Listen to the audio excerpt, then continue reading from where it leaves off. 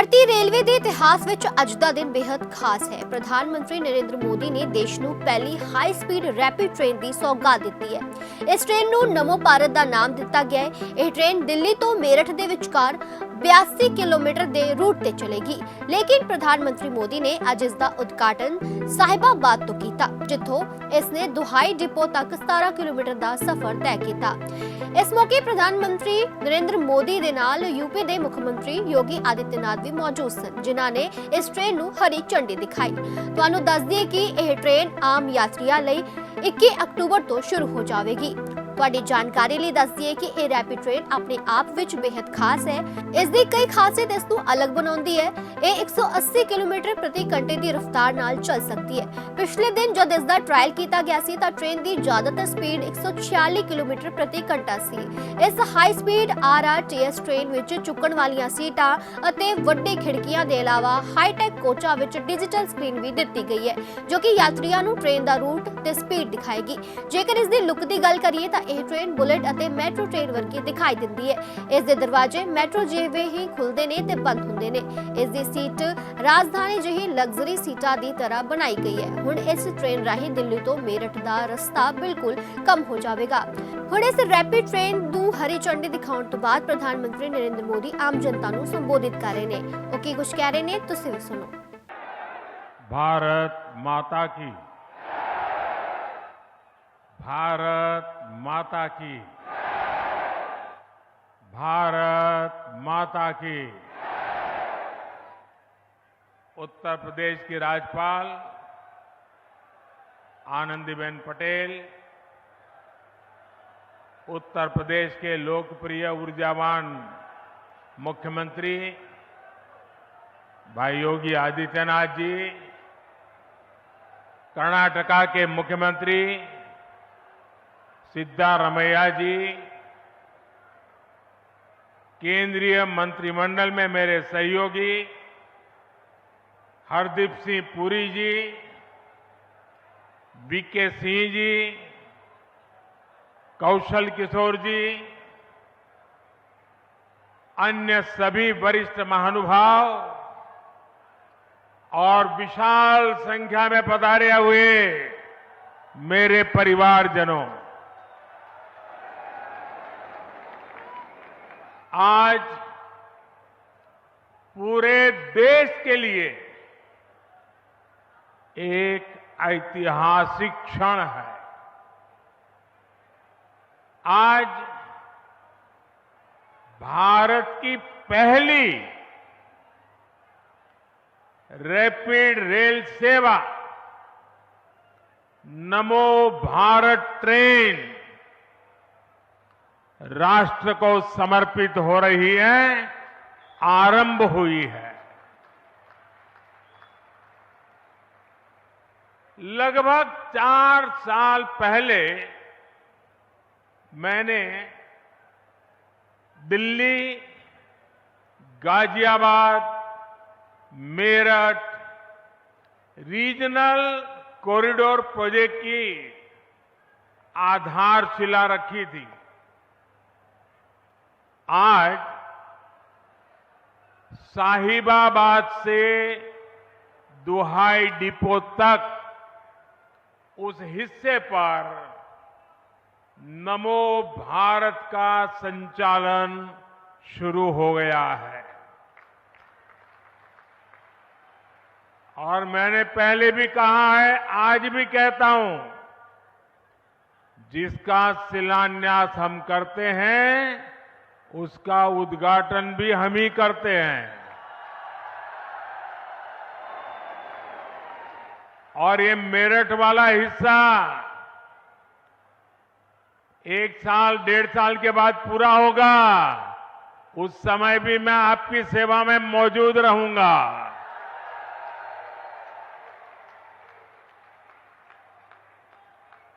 अभी मुझे इस अति आधुनिक ट्रेन से यात्रा का भी अनुभव मिला है। मैंने तो बचपन रेलवे प्लेटफॉर्म पर बिताया है और आज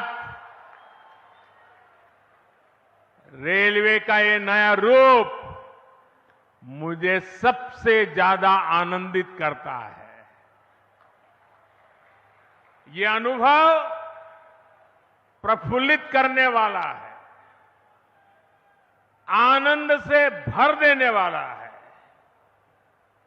हमारे यहां नवरात्रि में शुभ कार्य की परंपरा है। देश की पहली नमो भारत ट्रेन को भी आज मां कात्यायनी के आशीर्वाद प्राप्त हुए हैं। और ये भी बहुत विशेष है कि इस नई ट्रेन में ड्राइवर से लेकर तमाम कर्मचारी महिलाएं हैं, हमारे देश की बेटियां हैं। ये भारत की नारी शक्ति के बढ़ते कदम का प्रतीक है। मैं दिल्ली, एनसीआर और पश्चिमी यूपी के सभी लोगों को नवरात्रि के पावन पर्व पर मिले इस उपहार के लिए बहुत बहुत बधाई देता हूं, बहुत बहुत शुभकामनाएं देता हूं। नमो भारत ट्रेन में आधुनिकता भी है, गति भी है, अद्भुत स्पीड भी है। ये नमो भारत ट्रेन नए भारत के नए सफर और नए संकल्पों को परिभाषित कर रही है। मेरे परिवारजनों, मेरा हमेशा से मानना है कि भारत का विकास राज्यों के विकास से ही संभव है। अभी इस समय हमारे साथ कर्नाटका के मुख्यमंत्री सिद्धारमैया जी भी जुड़े हुए हैं। आज बेंगलुरु में मेट्रो की 2 लाइनों को भी देश को समर्पित किया गया है। इससे बेंगलुरु के आईटी हब की कनेक्टिविटी और बेहतर हुई है। अब तो बेंगलुरु में हर रोज लगभग 8 लाख लोग मेट्रो से सफर कर रहे हैं। मैं नई मेट्रो सुविधा के लिए बेंगलुरु के सभी लोगों को भी बहुत बहुत बधाई देता हूं। मेरे परिवारजनों, 21वीं सदी का हमारा भारत आज हर सेक्टर में, हर क्षेत्र में प्रगति की नई गाथा लिख रहा है। आज का भारत चंद्रयान को चंद्रमा पर उतारकर दुनिया में ये हिंदुस्तान छाया हुआ है।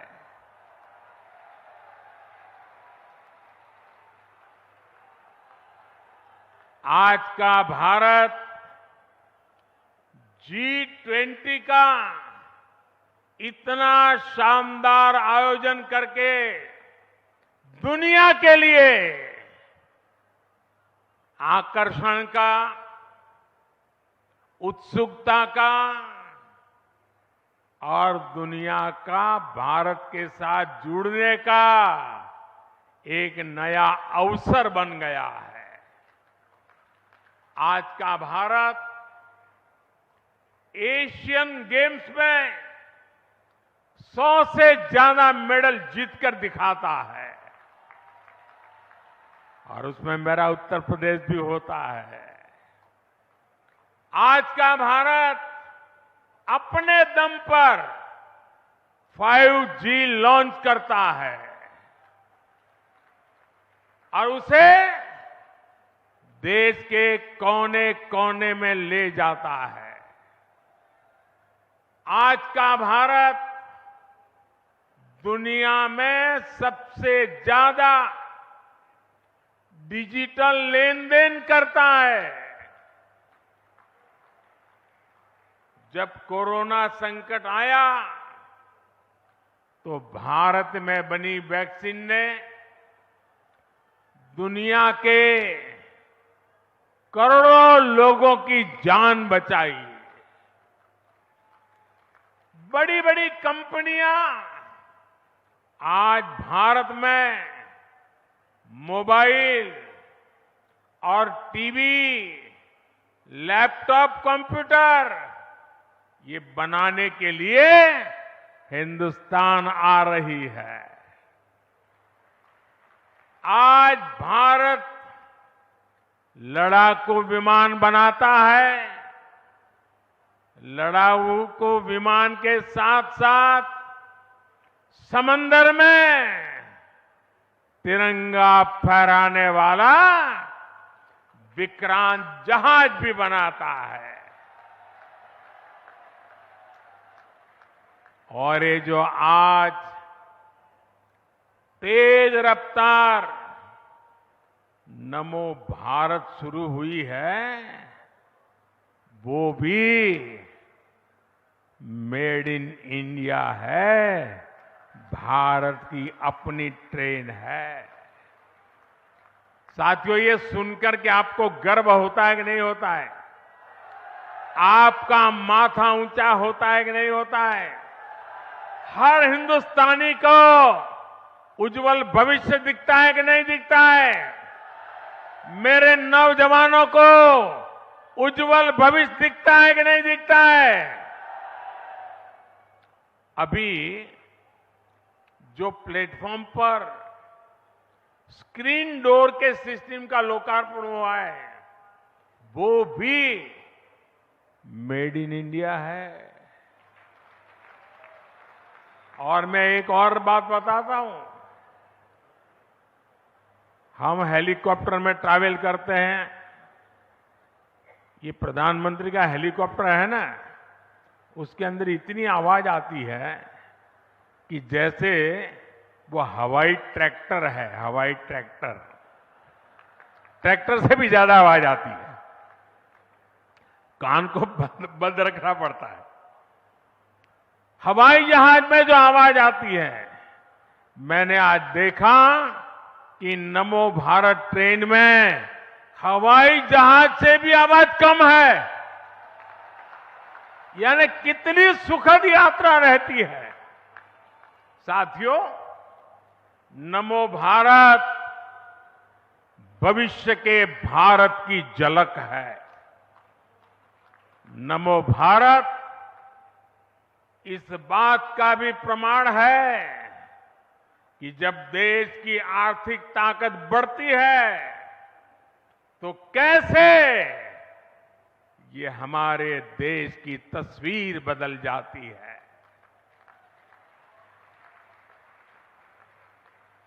दिल्ली और मेरठ का ये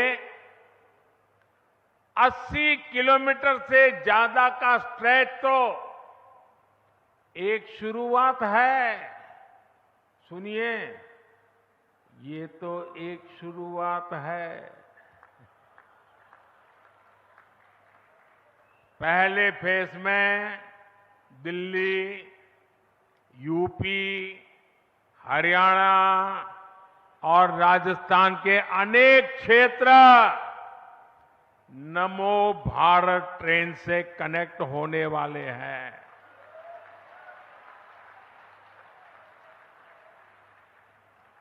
अब मैंने राजस्थान बोल दिया तो अशोक गहलोत जी की नींद खराब हो जाएगी।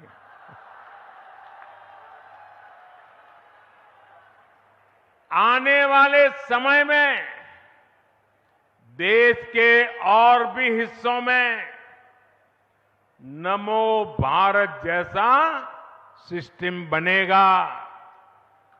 इससे औद्योगिक विकास भी होगा और मेरे देश की युवा पीढ़ी के लिए, मेरे देश के नौजवान बेटी बेटियों के लिए रोजगार के भी नए अवसर बनेंगे। साथियों, इस शताब्दी का ये तीसरा दशक भारतीय रेल के कायाकल्प होने का दशक है। आप देखना दोस्तों, इस 10 साल में पूरी रेल आपको बदली हुई नजर आएगी। और मुझे छोटे सपने देखने की आदत नहीं है और न ही मुझे मरते मरते चलने की आदत है। मैं आज की युवा पीढ़ी को विश्वास देना चाहता हूं, मैं आज की युवा पीढ़ी को गारंटी देना चाहता हूं, इस दशक के अंत तक आप भारत की ट्रेनों को दुनिया में किसी से भी पीछे नहीं पाएंगे।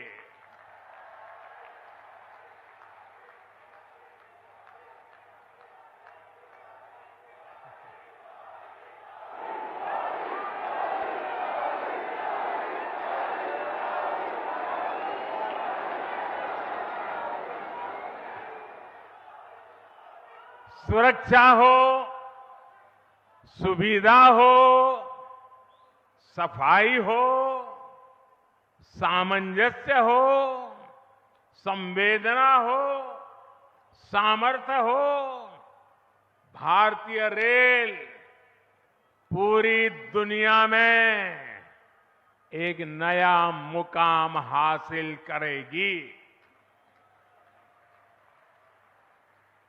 भारतीय रेल 100% बिजलीकरण के लक्ष्य से बहुत दूर नहीं है। आज नमो भारत शुरू हुई है। इससे पहले वंदे भारत के रूप में आधुनिक ट्रेनें देश को मिली। अमृत भारत स्टेशन अभियान के तहत देश के रेलवे स्टेशनों को आधुनिक बनाने का काम भी तेज गति से चल रहा है। अमृत भारत, वंदे भारत और नमो भारत की ये त्रिवेणी इस दशक के अंत तक भारतीय रेल के आधुनिकीकरण का प्रतीक बन जाएगी। आज देश में मल्टी मॉडल ट्रांसपोर्ट सिस्टम पर भी बहुत तेजी से काम चल रहा है। यानी यातायात के अलग अलग माध्यमों को आपस में जोड़ा जा रहा है। ये जो नमो भारत ट्रेन है, इसमें भी मल्टी मॉडल कनेक्टिविटी का ध्यान रखा गया है। दिल्ली के सराय काले खां, आनंद विहार, गाजियाबाद और मेरठ के स्टेशनों पर कहीं रेल, कहीं मेट्रो, कहीं बस अड्डों को ये आपस में जोड़ती है। अब लोगों को ये चिंता नहीं करने पड़ेगी कि ट्रेन से उतरने के बाद वहां से घर या दफ्तर के लिए कोई दूसरा साधन खोजना पड़े। मेरा परिवारजनों, बदलते हुए भारत में ये बहुत जरूरी है कि सभी देशवासियों का जीवन स्तर सुधरे, क्वालिटी ऑफ लाइफ और अच्छी हो, लोग अच्छी हवा में सांस लें, कूड़े करकट के ढेर हटें, यातायात के अच्छे साधन हो, पढ़ाई के लिए अच्छे शिक्षा संस्थान हो, इलाज की बेहतर व्यवस्था हो, इन सब पर आज भारत सरकार विशेष जोर दे रही है। और पब्लिक ट्रांसपोर्ट पर तो आज पब्लिक ट्रांसपोर्ट के लिए भारत जितना खर्च कर रही है, उतना हमारे देश में पहले कभी नहीं हुआ। साथियों, यातायात के लिए, ट्रांसपोर्ट के लिए हम जल, थल, नभ और अंतरिक्ष हर दिशा में प्रयास कर रहे हैं। आप वाटर ट्रांसपोर्ट को ही देख लें तो देश में आज की नदियों में 100 से अधिक वाटरवेज बन रहे हैं। इसमें भी सबसे बड़ा वाटरवे मां गंगा के जल प्रवाह में बन रहा है। बनारस से लेकर के हल्दिया तक गंगा जी पर जहाजों के लिए अनेक वाटरवे टर्मिनल बनाए गए हैं। इससे किसान जल मार्ग के माध्यम से भी फल, सब्जियों और अनाज बाहर भेज पा रहा है। हाल ही में दुनिया के सबसे लंबे रिवर क्रूज गंगा विलास ने भी 3200 किलोमीटर की दूरी तय करके रिकॉर्ड बनाया है। आज देश में समुद्री किनारों पर भी नए पोर्ट इंफ्रास्ट्रक्चर का अभूतपूर्व विस्तार हो रहा है, आधुनिकीकरण हो रहा है। इसका लाभ कर्नाटका जैसे राज्यों को भी हो रहा है। थल की बात करें तो आधुनिक एक्सप्रेसवे का जाल बिछाने के लिए भी भारत सरकार 4 लाख करोड़ रुपए से ज्यादा 4 लाख करोड़ रुपए से ज्यादा खर्च कर रही है। नमो भारत जैसी ट्रेनें हो या फिर मेट्रो ट्रेनें, इन पर भी 3 लाख करोड़ रुपए से ज्यादा खर्च किए जा रहे हैं। यहां दिल्ली एनसीआर में रहने वाले लोग जानते हैं कि बीते वर्षों में किस तरह यहां मेट्रो रूट्स का विस्तार हुआ है। यूपी में आज नोएडा, गाजियाबाद, लखनऊ, मेरठ, आगरा, कानपुर जैसे शहरों में मेट्रो आगाज दे रही है। कहीं मेट्रो चल रही है, कहीं निकट भविष्य में चलने वाली। कर्नाटका में भी बेंगलुरु हो, मैसूरू हो, मेट्रो वाले शहरों का विस्तार हो रहा है। नभ यानी आसमान भी है। भारत ने आसमान में भी भारत ने उतने ही पंख फैला रहा है। हवाई यात्रा को हम हवाई चप्पल पहनने वाले के लिए सुलभ कर रहे हैं। बीते 9 साल में देश में एयरपोर्ट की संख्या 2 गुनी हो चुकी है। बीते कुछ समय में हमारी एयरलाइंस भारत में 1000 से अधिक नए विमानों के ऑर्डर दे चुकी है। इस प्रकार हम अंतरिक्ष में भी अपने कदम तेजी से बढ़ा रहे हैं। हाल में हमारे चंद्रयान ने चंद्रमा पर तिरंगा झंडा गाड़ दिया है। हमने 2040 तक का पक्का रोड मैप बना दिया है। कुछ ही समय बाद भारतीयों को लेकर हमारा गगनयान स्पेस में जाएगा। फिर हम अपना स्पेस स्टेशन स्थापित करेंगे। वो दिन दूर नहीं जब हम अपने यान में पहला भारतीय चांद पर उतारेंगे। और ये सब किसके लिए हो रहा है? ये देश के युवाओं के लिए, उनके भविष्य को उज्जवल बनाने के लिए हो रहा है। साथियों, अच्छी हवा के लिए जरूरी है कि शहरों में प्रदूषण कम हो। इसे ध्यान में रखते हुए देश में इलेक्ट्रिक बसों का भी बहुत बड़ा नेटवर्क तैयार किया जा रहा है। केंद्र सरकार ने राज्यों को 10,000 इलेक्ट्रिक बस देने वाली योजना शुरू की है। भारत सरकार की तैयारी राजधानी दिल्ली में 600 करोड़ रुपए के खर्च से 1300 से ज्यादा इलेक्ट्रिक बस चलाने का हमारा संकल्प है।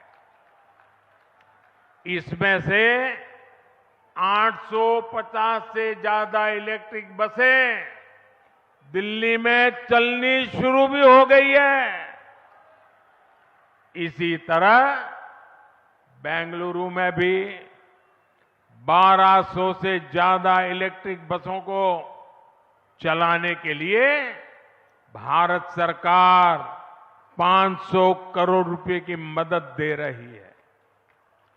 केंद्र सरकार की कोशिश है कि दिल्ली, यूपी हो या कर्नाटका, हर शहर में आधुनिक और ग्रीन पब्लिक ट्रांसपोर्ट को बढ़ावा मिले। साथियों, आज भारत में जो भी इंफ्रास्ट्रक्चर का निर्माण हो रहा है, उसमें नागरिक सुविधाओं को सर्वोच्च प्राथमिकता दी जा रही है।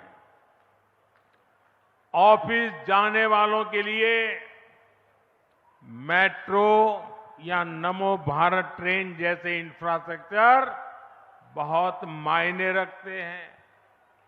जिनके घर में छोटे बच्चे हैं या बुजुर्ग माता पिता हैं, उन्हें अपने परिवार के लिए इसके कारण समय बचता है, ज्यादा समय मिलता है। युवाओं के लिए बेहतरीन इंफ्रास्ट्रक्चर का होना इस बात की गारंटी है कि बड़ी कंपनियां आएगी, वहां उद्योग लगाएगी। एक बिजनेसमैन के लिए अच्छे एयरवेज और अच्छी सड़कें होने से ग्राहकों तक उनकी पहुंच आसानी से हो जाती है। अच्छे इंफ्रास्ट्रक्चर से कई तरह के बिजनेस एक जगह जुटने लगते हैं, जिससे सबको फायदा होता है। एक कामकाजी महिला के लिए मेट्रो या बीआरटीएस जैसे इंफ्रास्ट्रक्चर से सुरक्षा की भावना मजबूत होती है। वो न सिर्फ सुरक्षित अपने ऑफिस तक जाती है, बल्कि उनके पैसे की भी बचत होती है। जब मेडिकल कॉलेजों की संख्या बढ़ती है, इलाज की राह देखने वाले मरीजों और डॉक्टर बनने की आकांक्षा रखने युवाओं दोनों को फायदा होता है। जब डिजिटल इंफ्रास्ट्रक्चर का विकास होता है, तब सबसे गरीब व्यक्ति को भी उसके हक का पैसा सीधा उसके बैंक अकाउंट में मिलता है। जब नागरिकों को सारी सेवाएं ऑनलाइन मिलने लगती हैं, तो उसे ऑफिसों के चक्कर लगाने से मुक्ति मिलती है।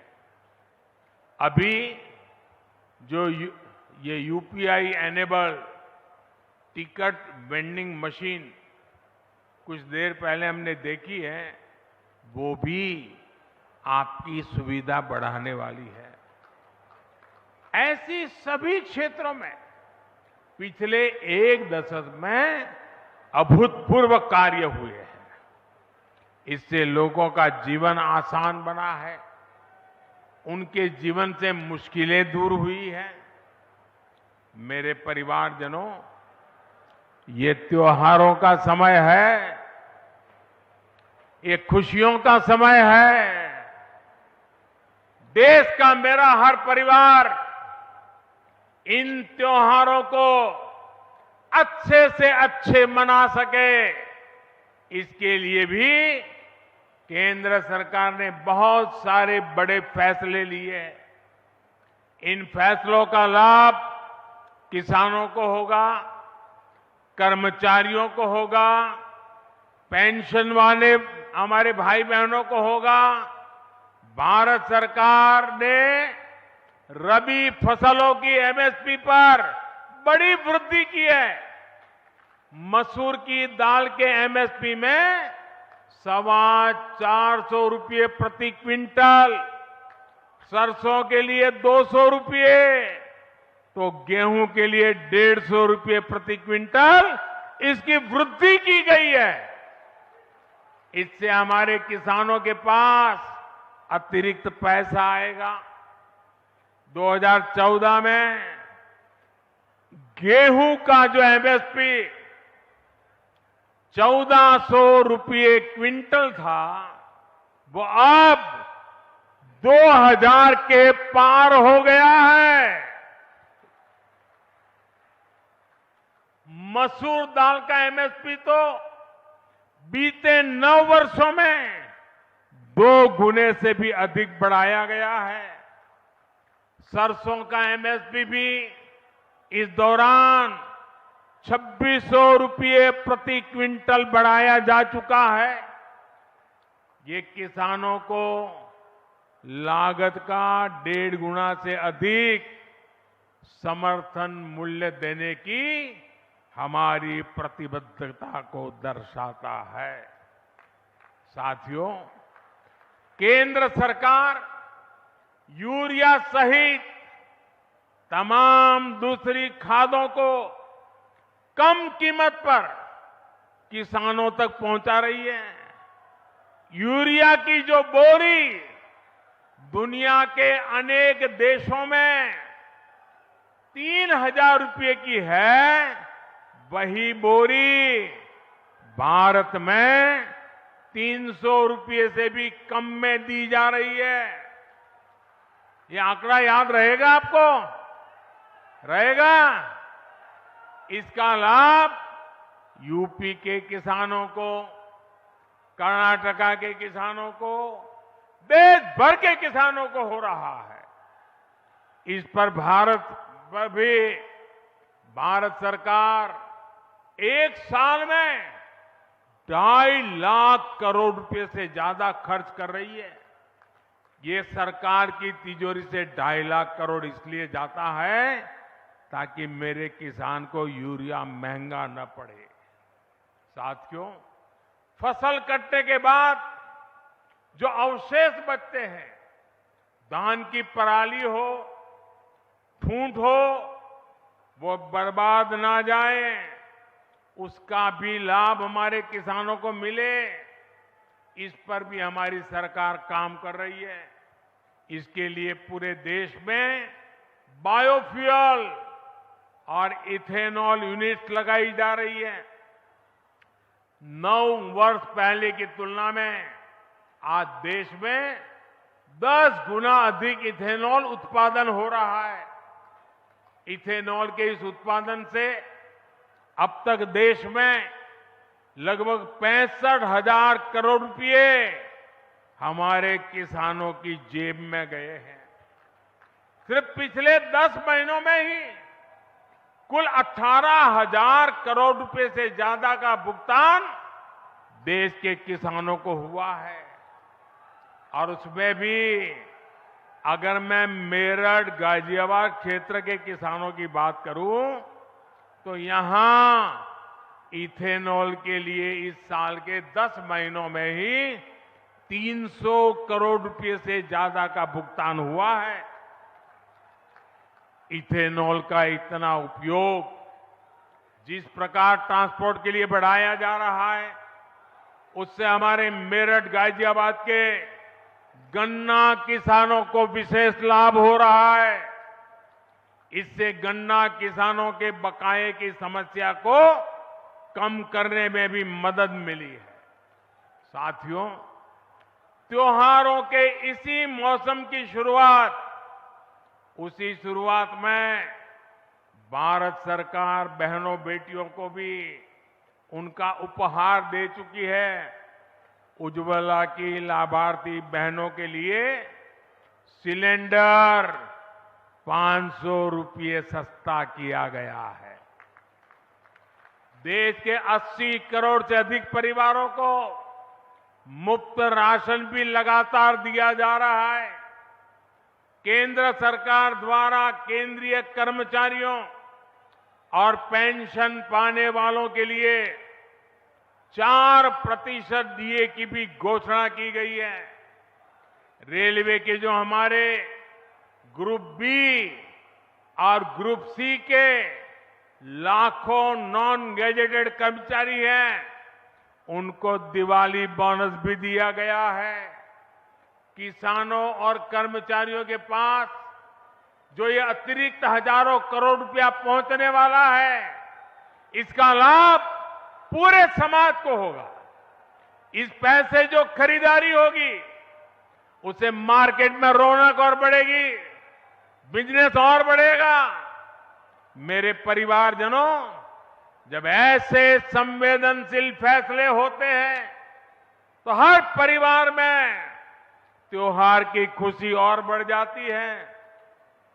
और जब देश का हर परिवार खुश होता है, अगर आपके त्योहार अच्छे जाते हैं तो मुझे सबसे ज्यादा खुशी होती है।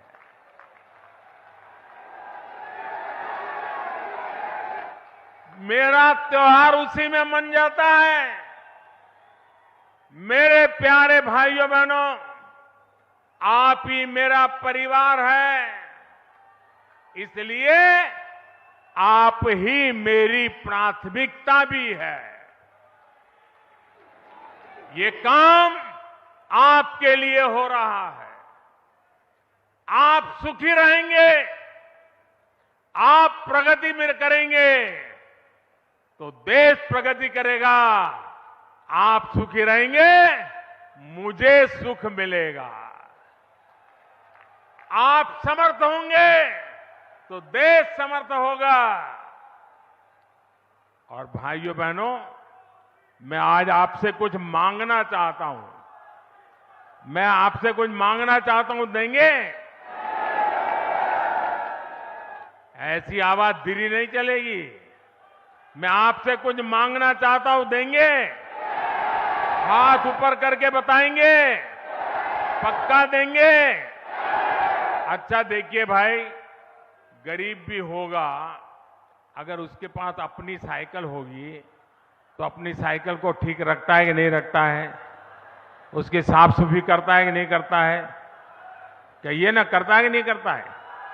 अगर आपके पास स्कूटर है तो सुबह उठते ही स्कूटर को बराबर ठीक ठाक रखते हैं कि नहीं रखते हैं? सफाई करते हैं कि नहीं करते हैं? आपको आपका स्कूटर अच्छा रहे, अच्छा लगता है ना? तो ये नई नई ट्रेनें आ रही हैं, वो किसकी है? किसकी है? किसकी है? तो इसको संभालने की जिम्मेवारी किसकी है? संभालेंगे? एक भी खरोच नहीं आनी चाहिए। हमारी नई ट्रेनों को एक भी खरोच नहीं आनी चाहिए। जैसे अपनी गाड़ी है वैसे संभालना चाहिए। संभालोगे? संभालोगे? एक बार फिर आप सभी को नमो भारत ट्रेन के लिए बहुत बहुत बधाई, बहुत बहुत धन्यवाद। मेरे साथ पूरी ताकत से बोलिए, भारत माता की, भारत माता की, भारत माता की। बहुत बहुत धन्यवाद।